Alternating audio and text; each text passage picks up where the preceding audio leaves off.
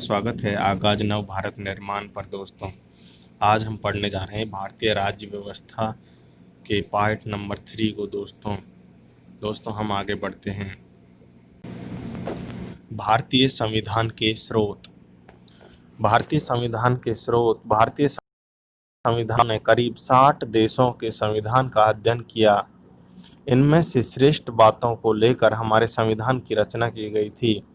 हमारे संविधान के मुख्य स्रोत निम्न थे। भारत सरकार अधिनियम 1935, यह हमारे संविधान का सबसे प्रमुख स्रोत है। हमारे संविधान का सबसे प्रमुख स्रोत कौन सा है? तो हमारे संविधान का सबसे प्रमुख स्रोत है भारत सरकार अधिनियम 1935। यह हमारे संविधान का सबसे प्रमुख स्रोत है। संविधान के करीब 2/3 प्रावधान इसी से लिए गए हैं, यानी कि करीब 250 अनुच्छेद भारत सरकार अधिनियम 1935 से लिए गए हैं। मुख्य प्रावधान कौन कौन से थे? तो द्विसदनीय व्यवस्था, अग्रता की विजेता, प्रांतीय स्वायत्तता, राज्यों में राज्यपाल की नियुक्ति, ये सभी प्रावधान हमने भारत सरकार अधिनियम 1935 से लिए हैं। मित्रों, राज्यपाल का वीटो अधिकार। कैग भारत का नियंत्रक एवं महालेखा परीक्षक को कैग कहते हैं। अनुसूचित व जनजातीय क्षेत्रों के लिए विशेष प्रावधान, समवर्ती सूची, अध्यादेशों को जारी करने का अधिकार। ब्रिटेन से क्या क्या लिया है दोस्तों? ब्रिटेन से लिया है हमने संसदीय शासन व्यवस्था, द्विसदनीय व्यवस्था, मंत्री परिषद का सामूहिक उत्तरदायित्व एवं निम्न सदन के प्रति। मंत्री परिषद का जो सामूहिक उत्तरदायित्व होता है वह होता है दोस्तों लोकसभा के प्रति। लोकसभा निम्न सदन है दोस्तों। लोकसभा कैसे सदन है? तो लोकसभा दोस्तों निम्न सदन है। एकल नागरिकता का प्रावधान भी हमने ब्रिटेन यानी कि इंग्लैंड से लिया गया है। अग्रता ही विजेता, यानी सर्वाधिक मत लाने वाला ही विजयी होता है। विधि का शासन, विधि के समक्ष समता समानता। कैग भारत का नियंत्रक एवं महालेखा परीक्षक।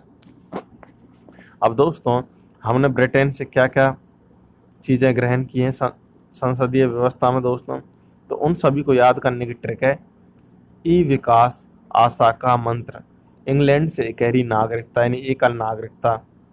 विधि निर्माण की प्रक्रिया यानी विधि का शासन दोस्तों।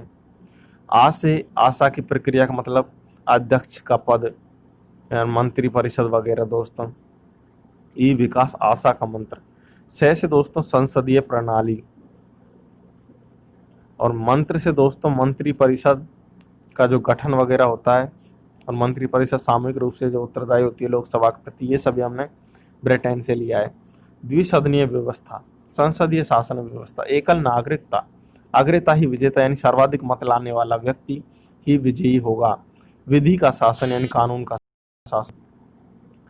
इंग्लैंड यानी कि जो ब्रिटेन की संसद को दोस्तों, उसको विश्व की सभी संसदों की मां कहते हैं दोस्तों।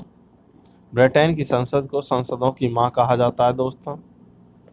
अमेरिका से हमने क्या क्या लिया दोस्तों? मूल अधिकार, स्वतंत्र न्यायपालिका, न्यायिक पुनरावलोकन। मूल अधिकार, स्वतंत्र न्यायपालिका, न्याय पुनरावलोकन, राष्ट्रपति के विरुद्ध महाभियोग की प्रक्रिया। जब दोस्तों राष्ट्रपति के विरुद्ध महाभियोग लाया जाता है, ये संसद के किसी भी सदन सत्र में लाया जा सकता है दोस्तों, जैसे कि लोकसभा या राज्यसभा में, किसी में भी हम राष्ट्रपति के प्रति दोस्तों महाभियोग ला सकते हैं। राष्ट्रपति के खिलाफ महाभियोग कब आता है दोस्तों?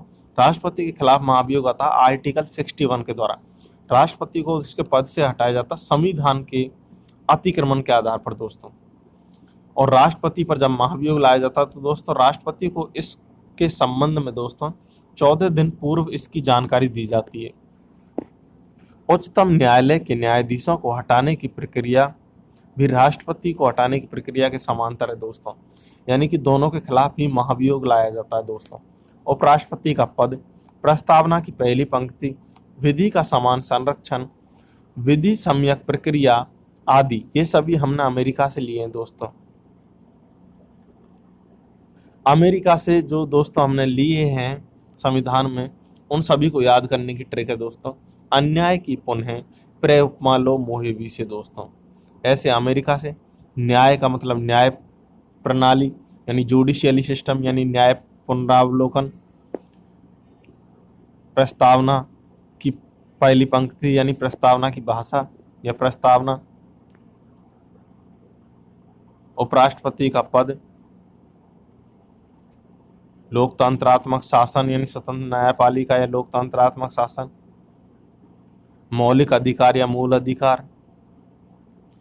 न्यायाधीश या राष्ट्रपति को हटाने की प्रक्रिया दोस्तों महाभियोग प्रक्रिया। विधि का समान संरक्षण या विधि की सम्यक प्रक्रिया। ये सभी प्रणालियां दोस्तों हमने अमेरिका देश से लिए। कनाडा से दोस्तों, कनाडा से हमने हमारे संविधान में जो जो चीज़ें सम्मिलित की हैं वो निम्न प्रकार से हैं दोस्तों। संघ का नाड़ा यानी संघ का ढांचा जिसमें अवशिष्ट शक्तियां केंद्र सरकार के पास होती हैं। राज्यों में राज्यपाल की नियुक्ति। राष्ट्रपति का उच्चतम न्यायालय से सलाह लेने का अधिकार दोस्तों। राष्ट्रपति को सलाह लेने के लिए आर्टिकल 76 में एक महान्यायवादी होता है दोस्तों, जो कानून से संबंधित सलाहें राष्ट्रपति को देता है मित्रों। कौन देता है? महान्यायवादी मित्रों। कनाडा से जो हमने लिए दोस्तों, इसको याद करने की ट्रिक है संघ का नाड़ा शेर सा दोस्तों। से संघीय ढांचा प्रणाली कनाडा से दोस्तों। शक्तियों का बंटवारा दोस्तों, ये सभी हमने कनाडा से लिया है मित्रों। आयरलैंड से हमारे देश के संविधान में क्या क्या चीज़ों को ग्रहण किया गया है वे हैं दोस्तों। नीति निर्देशक तत्व, राष्ट्रपति की निर्वाचन पद्धति, राज्यसभा में 12 सदस्यों का मनोनयन। राज्यसभा में 12 सदस्यों का जो मनोनयन करता है राष्ट्रपति, वह करता है सांस्कृतिक, शिक्षा, विज्ञान, कला आदि या खेल आदियों में जो लोग अव्वल होते हैं, जो इनको प्रोत्साहन देते हैं दोस्तों, उनका इसमें चयन किया जाता है। जैसे कि सचिन तेंदुलकर का खेल के क्षेत्र में। और दोस्तों रेखा जो एक अभिनेत्री थी, उनका भी राज्यसभा का सदस्य के रूप में।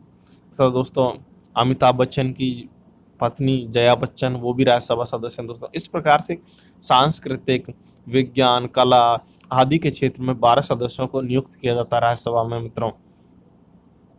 दक्षिण अफ्रीका, दक्षिण अफ्रीका से दोस्तों हमारे संविधान में संविधान संशोधन की प्रक्रिया को लिया गया दोस्तों। राज्यसभा सदस्यों का निर्वाचन की प्रक्रिया भी दक्षिण अफ्रीका से ली गई है दोस्तों। दक्षिण अफ्रीका का गांधी किसे कहते हैं दोस्तों? तो नेल्सन मंडेला को दक्षिण अफ्रीका का गांधी कहते हैं। ऑस्ट्रेलिया से हमारे संविधान में क्या क्या चीज़ें ली गई हैं दोस्तों? तो ऑस्ट्रेलिया से हमारे संविधान में समवर्ती सूची, संसद का संयुक्त अधिवेशन। संसद का संयुक्त अधिवेशन राष्ट्रपति बुलाता है तथा इसकी अध्यक्षता दोस्तों लोकसभा अध्यक्ष करता है। आई रिपीट मित्रों, संसद का संयुक्त अधिवेशन राष्ट्रपति बुलाता है अनुच्छेद 108 के तहत, जबकि संसद के संयुक्त अधिवेशन की जो अध्यक्षता है वह लोकसभा का स्पीकर करता है। संसद का संयुक्त अधिवेशन में लोकसभा एवं राज्यसभा दोनों ही सदन भाग लेते हैं। संसद का संयुक्त अधिवेशन किसी विशेष विधेयक को पास करवाने तथा विशेष कानून बनाने के लिए बुलाया जाता है दोस्तों। प्रस्तावना का प्रारूप, अब तक संसद के 3 संयुक्त अधिवेशन बुलाए गए हैं मित्रों। अंतर्राज्यीय व्यापार, वाणिज्य व समागम आदि ये सभी ऑस्ट्रेलिया से लिए गए हैं। जापान, जापान के द्वारा विधि स्थापित प्रक्रिया है, जो विधि के द्वारा स्थापित प्रक्रिया है दोस्तों, वे हमने जापान से लिए। रूस से लिए हमने दोस्तों मौलिक कर्तव्य यानी मूल कर्तव्य, सामाजिक, आर्थिक, राजनीतिक न्याय।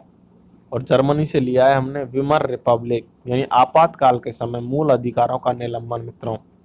फ्रांस से हमने गणतंत्रात्मक शासन प्रणाली लिए। स्वतंत्रता, समानता व बंधुत्व की प्रणाली भारत के संविधान में किस देश से ली गई है दोस्तों? ये बहुत इंपॉर्टेंट है, तो यह ली गई है फ्रांस से। दोस्तों क्वेश्चन आता है कि समानता एवं बंधुत्व नामक जो शब्द हैं या प्रणाली है वह हमारे देश ने फ्रांस से ली है दोस्तों। क्या भारतीय संविधान उधार का थैला है? इस क्वेश्चन का जवाब आप कमेंट बॉक्स में दें मित्रों। प्रस्तावना में लिखा गया है, हम भारत के लोग अर्थात संपूर्ण प्रभुत्व भारत की जनता में निहित है।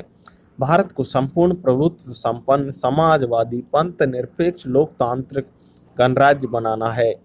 न्याय सामाजिक आर्थिक राजनीतिक दिलाना है। स्वतंत्रता विचार अभिव्यक्ति विश्वास धर्म उपासना आदि में विश्वास रखते हैं। समता प्रतिष्ठा अवसर बंधुता व्यक्ति की गरिमा राष्ट्र की एकता व अखंडता है। 26 नवंबर 1949 को मिति मार्गशीर्ष शुक्ल सप्तमी संवरी 2006 विक्रमी अंगीकृत अधिनियमित आत्मार्पित करते हैं। यानी दोस्तों इस नियम दिन प्रस्तावना को अधिनियमित आत्मार्पित किया गया। संपूर्ण प्रभुत्व संपन्न 15 अगस्त 1947 से 26 जनवरी 1950 तक भारत 15 अगस्त 1947 से 26 जनवरी 1950 तक भारत अधिराज्य यानी डोमिनियन स्टेट था दोस्तों। इस समय की हमारी शासन व्यवस्था भारतीय स्वतंत्रता अधिनियम 1947 के द्वारा संचालित होती थी तथा पाकिस्तान 1956 तक अधिराज्य रहा। कनाडा ऑस्ट्रेलिया न्यूजीलैंड आज भी अधिराज्य हैं, यद्यपि व्यावहारिक दृष्टि से पूर्णतः स्वतंत्र राष्ट्र हैं, लेकिन सैद्धांतिक रूप से इनका राष्ट्र प्रमुख आज भी ब्रिटिश क्राउन है। संप्रभु राष्ट्र से तात्पर्य है कि कोई भी देश पूरी तरह से स्वतंत्र जो कि किसी भी प्रकार से किसी अन्य राष्ट्र या बाह्य सत्ता से निर्देश प्राप्त नहीं करता हो, अर्थात जो राष्ट्र अपने सभी निर्णय स्वतंत्र लेता हो। यद्यपि वर्तमान में भी हम अंतर्राष्ट्रीय संस्थाओं के निर्णय को मानते हैं तथा यह अन्य देशों का राजनीतिक दबाव भी हमारे ऊपर होता है, लेकिन इससे हमारी संप्रभुता सीमित नहीं होती है, क्योंकि इन संगठनों की सदस्यता हमने स्वेच्छा से ले रखी है और यह हमारे राष्ट्रीय हितों के अनुकूल हैं। इसी तरह से अंतर्राष्ट्रीय दबाव को भी हम राष्ट्रीय हितों को ध्यान में रखकर ही सहन करते हैं। समाजवाद समाजवाद क्या है? भारत समाजवादी देश नहीं है दोस्तों। हमारा समाजवाद साम्यवाद से भिन्न है, यह लोकतांत्रिक समाजवाद है। हमारा जो समाजवाद है वह लोकतांत्रिक समाजवाद है। यह हिंसक क्रांति का समर्थन नहीं करता है मित्रों। यह संसाधनों के न्यायपूर्ण वितरण की बात करता है, अर्थात योग्यता के आधार पर संसाधनों के वितरण की बात करता है। लोकतांत्रिक आंदोलन से बदलाव लाने की बात करता है। यह निजी संपत्ति को मान्यता देता है मित्रों। यह संसाधनों के संकेंद्रण का विरोध करता है। सभी लोगों की बुनियादी आवश्यकताएं पूरी होनी चाहिए। इसके अनुसार गरीबों और वंचितों को संरक्षण दिया जाना चाहिए। यह फेबेनियन समाजवाद के निकट है। जो भारतीय देश का समाजवाद है वह किस समाजवाद के निकट है मित्रों? तो भारत देश का जो समाजवाद है या भारत का जो समाजवाद है वह फेबेनियन या फेबियन समाजवाद के निकट है। समाजवाद शब्द 42वें संविधान संशोधन द्वारा जोड़ा गया। दोस्तों भारत के संविधान में समाजवाद शब्द कब जोड़ा गया दोस्तों? तो यह 42वें संविधान संशोधन द्वारा जोड़ा गया। 42वां संविधान संशोधन 76 में किया गया दोस्तों। पंथ निरपेक्ष